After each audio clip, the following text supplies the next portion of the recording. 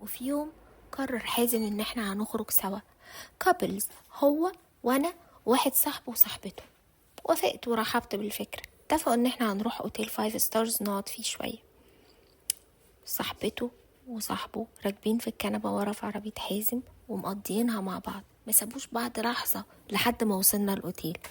وانا كنت مستغربة قوي، ايه الجراءة اللي البنت دي فيها؟ دي اول مرة تقابلني، هي مش خايفة ان انا اخد عنها انطباع وحش؟ اول ما حازم حاول يلمسني قدامهم حدفت ايده بعيد وزعقت، ففضل طول السهرة مكشر في وشي ومش راضي يكلمني. وانا قلت خلاص، انا مش فارق لي، انا خسرت شخصيتي، مش هخسر سمعتي كمان بسببه. وفي الليديز روم رحت انا والبنت، فهي سألتني، كانت جميلة قوي، جمالها ملائكي كده، مش بيدل على التصرفات اللي هي بتعملها دي خالص. استغربت قوي ما بين وشها وما بين جرائتها في القبلات العلنية بتاعتها دي. هي سألتني، قالت لي هو في مشكلة بينك وبين حازم؟ قلت لها لا، مفيش اي حاجة خالص. قالت لي امال ليه زعقتيله لما حاول يبوسك؟ معرفتش اجاوب. اي اجابة كانت هتثبت ان في علاقة من النوع ده بيني وبين حازم، ودي حاجة انا ما كنتش عايزاها اي حد يعرفها. فقلت لها لا. فقالت لي هو انتي مكسوفة؟ كلنا عارفين كل حاجة.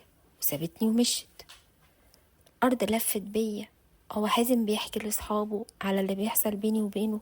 هي علاقتنا دي مش المفروض انها في السر؟ وخرجت من التويلت وانا متضايقة قوي، واستغلت فرصة ان هما بيرقصوا ورحت اتكلمت معاه. هو انت بتحكي لاصحابك عن ان انا بزورك في البيت؟ فضحك وسألني انت بتسألي ليه؟ قلت له لان انا شفت ان هما كلهم عارفين كل حاجة. قال لي بس انا ما قلتش حاجة. قلت لهم امال هم عرفوا ازاي؟ يا حبيبتي كل صحابي يعرفوكي وبيشوفوا عربيتك وهي راكنة عند بيتي. يعني انت طالعة عندي البيت تعملي ايه؟ بنذاكر سوا؟ وبعدين بيشوفوا العلامات اللي بتسيبيها على رقبتي. وبعدين هما مش محتاجين ان هما يسألوني احنا بنعمل ايه مع بعض، هما برضو عارفيني كويس وعارفين ان انا لما بصاحب بنت بعمل معاها ايه.